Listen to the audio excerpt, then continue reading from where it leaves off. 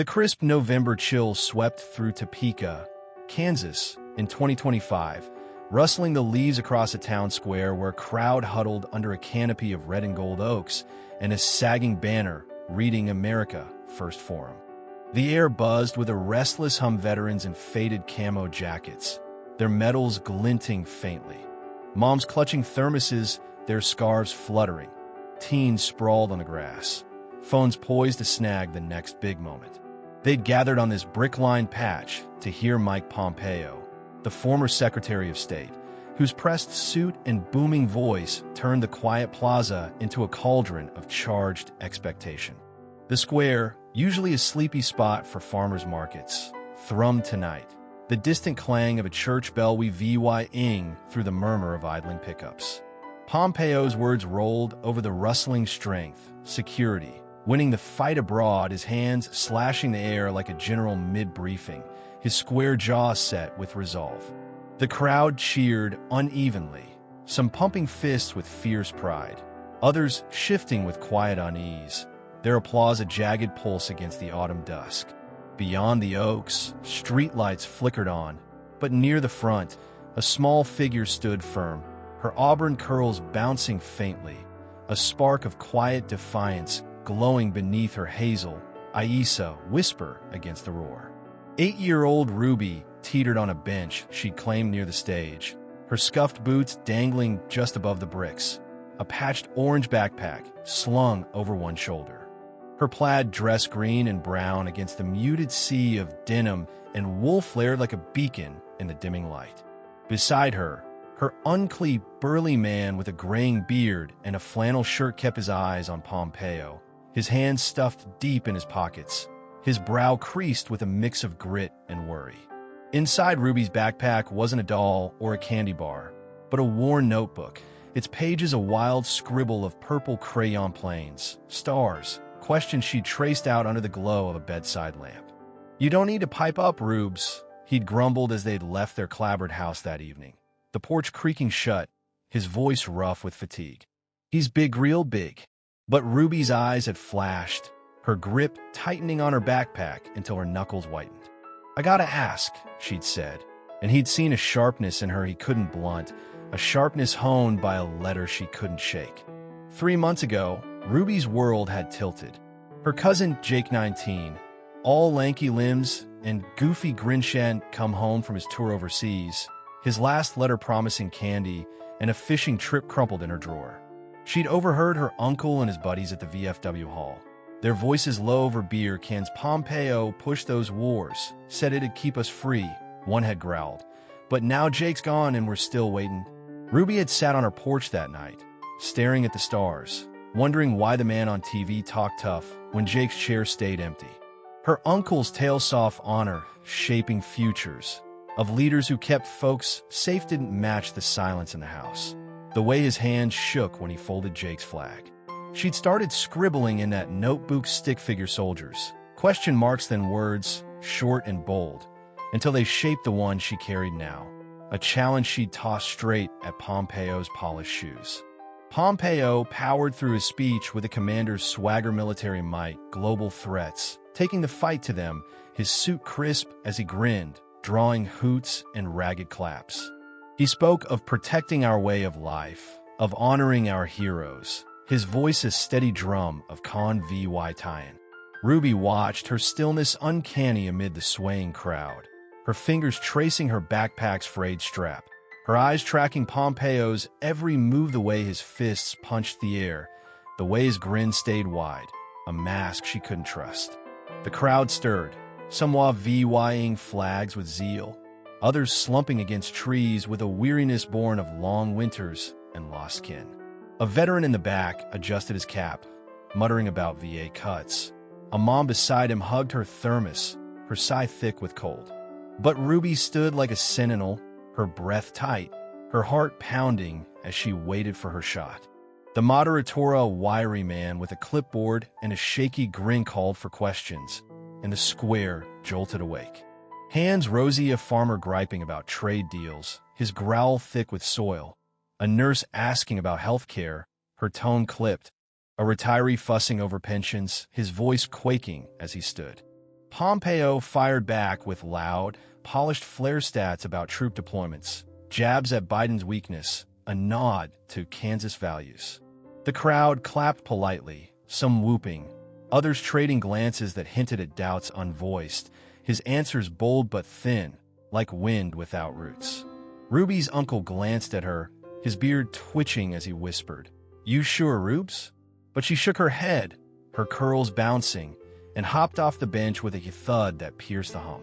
She shuffled forward, her boots scuffing bricks, her steps steady as she wove through the tangle of knees and coats to the mic stand. The crowd didn't clock her at first, their focus still on Pompeo's latest rant something about Iran's menace. But then heads turned, eyes squinting as this tiny figure broke through.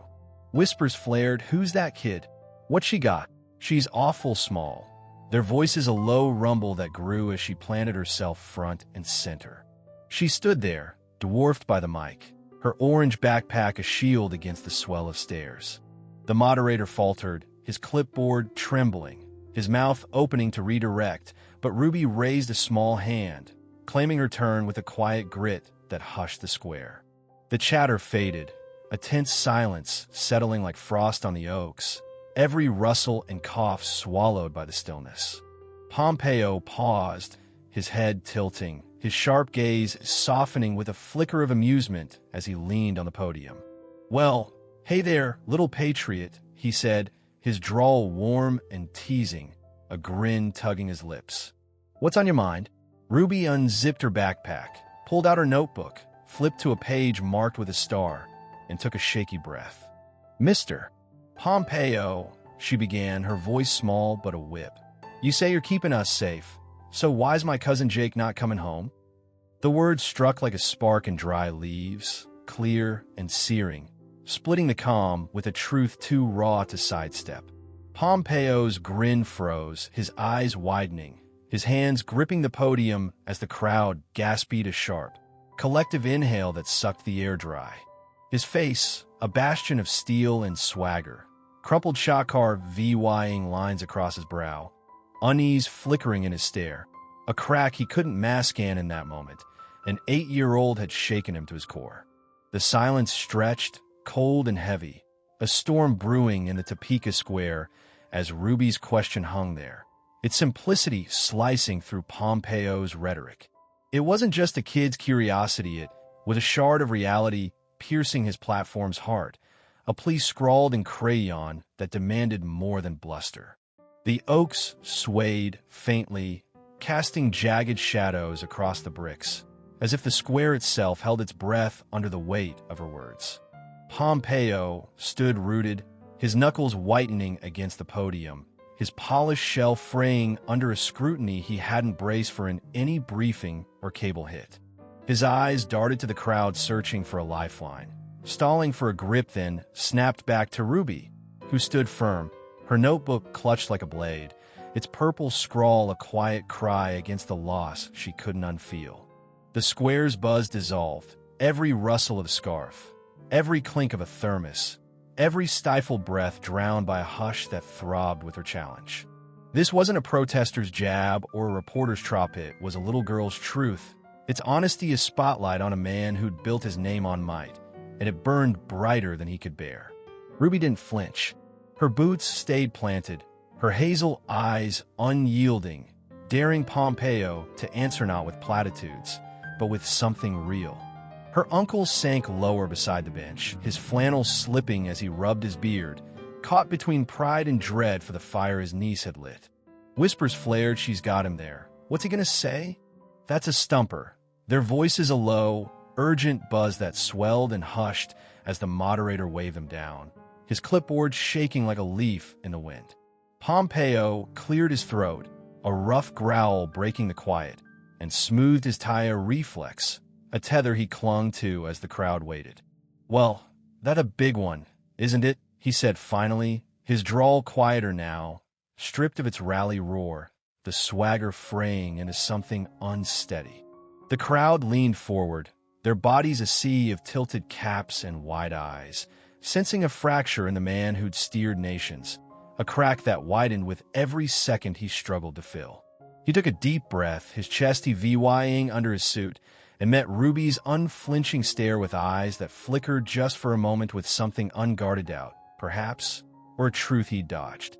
"I grew up right here in Kansas," he began, his tone softening into something raw, almost hesitant, running through fields, fishing with my dad, learning to stand for what's right. We had peace, pride enough to hold on to. His words trailed off, and for a heartbeat, he wasn't the brash diplomat who'd rattled the world, just a man peering into a past that didn't fit the present he'd shaped. The crowd held its breath, the veteran in the back pausing mid-sip, the mom's thermos stilled in her hand. Every eye locked on Pompeo as he stood suspended in his own story. Ruby tilted her head, her curls swaying gently, her silence a quiet demand that pressed Pompeo deeper into the moment.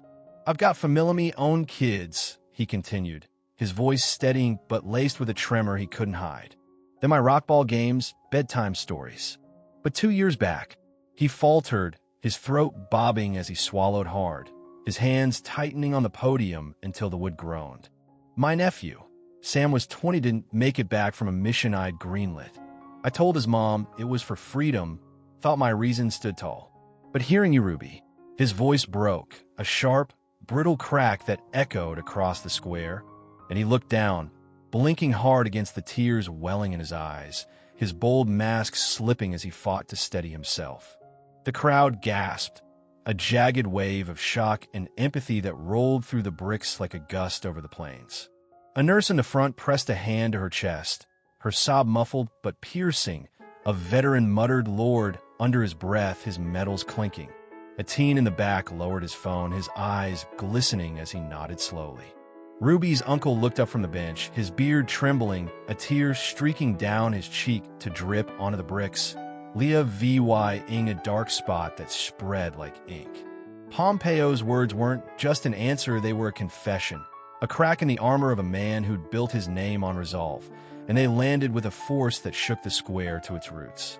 Pompeo pressed on, his voice firming but hollowed out, as if the admission had drained something vital from him. "We're defending, keeping threats at bay, honor and sacrifices, pushing back the dark. I've stood by it plenty. I ain't quittin'." The words rang thin, a general's echo drowned by the vulnerability he'd let slip. Ruby's brow furrowed, her hands tightening on her notebook until the pages crinkled, her lips pressing into a line that said she wasn't here for noise, she wanted truth, something to hold when Jake's letters stopped. The crowd sensed it too, their murmurs shifting from awe to unease, a restless energy bubbling beneath the surface as they waited for more. The moderator edged closer, his clipboard clutched like a shield, his grin faltering as he prepared to cut the thread. But Pompeo raised a hand, a sharp gesture that stopped him cold, his shoes scuffing the stage as he stepped from the podium, abandoning its safety entirely. He crouched before Ruby, his suit brushing the bricks, his sharp edges blurring into something tender, almost frail. "What's your name, kiddo?" he asked, his voice a whisper now, barely audible over the oaks, but heavy with intent. "Ruby," she said, steady, fierce, a quiet cunning blooming beneath her breath. Pompeo nodded, a faint smile breaking through the cracks, his eyes shimmering with something raw. "You're tough, Ruby, tougher than me, tougher than most." Soft claps rippled through the crowd, fading as the air thickened, heavy with expectation. Ruby shifted her weight, her boots scuffing the bricks, and looked up at Pompeo with a clarity that cut through the haze. "Uncle says fighting means bringing folks home," she said, her voice a clear chime that sliced through the quiet like a bell over the fields. "So why were you talking big if Jake's still gone?" Pompeo rocked back, his face crumpling a flash of a man shaken. Not a titan, his blustered soul VYing into something human and lost. The crowd caught its breath, a nurse's sob breaking free, a veteran's fist clenching as he nodded, the weight of Ruby's words pressing down on every soul in the square. Pompeo stood slowly, his movements deliberate, his hands flexing as he turned to the crowd, his gaze sweeping over them with a heavy-ness that hadn't been there before, a shadow of guilt and resolve mingling in his eyes. She's got me dead to rights, he said, his voice louder now, cracked but rising, cutting through the murmurs like a plow through soil. I've been shouting strength, safety, honor in our own, but if kids like Ruby and heroes like Jake are paying while I'm up here preaching, then I ain't doing enough. I ain't done Sam right. The square erupted gasps sharp as frost, sobs spilling from throats too tight to hold them, a swell of disbelief that crashed over the benches like a flood over the flats. A farmer leapt to his feet, his hands clasped as dirt fell from his boots. A retiree pounded his thermos, his dam straight, a growl that rumbled through the chaos. A mom clutched her scarf, her whispered finally lost in the din but etched in her glistening eyes. Ruby's question had become a mirror, reflecting a truth too plain to duck, a wound too deep to plaster over, and Pompeo's admission had lit a fire that blazed through the dusk. The Topeka square shook now, a tempest roaring from Ruby's spark, fanned by Pompeo's unraveling into a blaze that consumed every corner of the space. He stood exposed, his suit rumpled, his hands flexing as if clawing for a grip he'd lost. Ruby held her ground, her plaid dress a flare of quiet smarts against the dimness, her notebook a banner of a challenge that had flipped the night into chaos and reshaped it into something raw and real. The crowd was alive, tears-streaked, sun-worn faces, tracing paths through the grit of long days. Hands clasped in tight, desperate grips, knuckles whitening. Eyes blazed with shock, anger, and a dawning resolve that flickered like stars through the haze. Her question, "Why are you talking big if Jake's still gone?" had torn the square apart, peeling back layers of noise to reveal a bleeding heart beneath, and Pompeo's "I ain't doing enough" had struck the match, igniting a fire that refused to fade. Pompeo wiped his brow, his fingers brushing his hair as he stepped back to the podium. But its shield was dust now, a relic of a bravado he couldn't reclaim. "I'm defending you," he'd bellowed on airwaves and stages, his voice ringing across packed halls and screens, a line that once drew roars and raised flags. Now it haunted him, etched into the lines of his face-tight, lips pressed into a thin slash, shadowed eyes glistening with a guilt he couldn't bury, a doubt that clung like the Kansas chill. The crowd felt it too, their murmurs swelling into a storm soft at first, a ripple of "she's right" and "what about us?" Then louder, a chorus of voices clashing in a symphony of frustration and awakening. A veteran stood, his camo taut, his gruff "my boy too" slicing the din. A nurse rose, her sob breaking as she nodded, her "we're losing" a whisper that carried. A teen in the back slammed his phone down, his muttered "this ain't winning" a plea that hung heavy. Ruby's uncle staggered up, pulling her close, his flannel falling open as he pressed his lips to her curls, his burly frame trembling with pride and heartbreak. "You're my brave one, Rubes," he choked out, his voice breaking as tears fell, dripping on her dress to leave dark spots on the plaid. Ruby nodded, patting his arm with a tenderness beyond her years, her hazel eyes locked on Pompeo, glistening with a quiet steel that refused to bend. Pompeo crouched again, his shoes brushing the bricks, and reached out with a shaking hand. Ruby took idony fingers curling into his trembling palm, a bond forged in the wreckage of a night neither had expected. "You're a fighter, Ruby," Pompeo said, his voice thick with awe, cracking under the weight.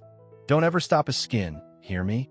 Ruby smiled, soft but real, a curve of her lips that lit her face like dawn over the plains. "Jake wouldn't," she whispered, her words a dagger and a lifeline, and Pompeo froze, Sam's ghost echoing in his resolve. He stood slowly, his shoes scuffing as he rose, and turned to the crowd, his voice rising, raw and unshackled, cutting through the chaos like a flare in the dark.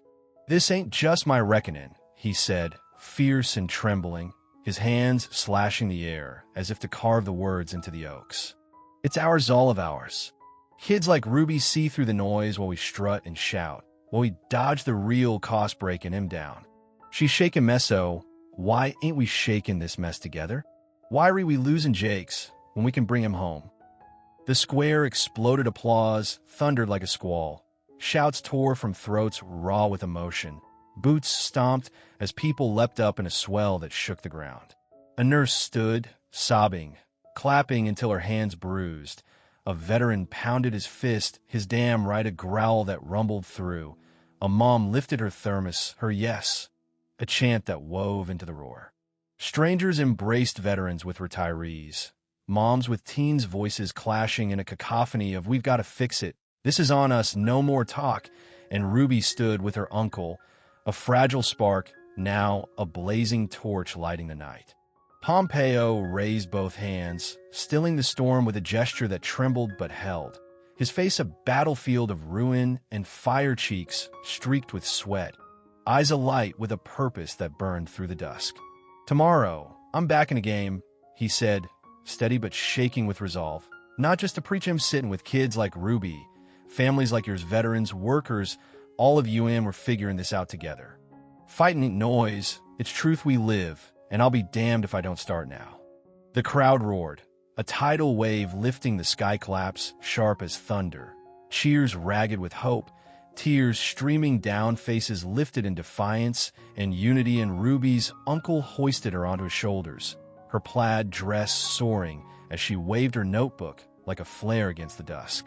People stood linked by a shared wound, a fragile hope blazing into something fierce, their applause a vow to rise, to face, to mend.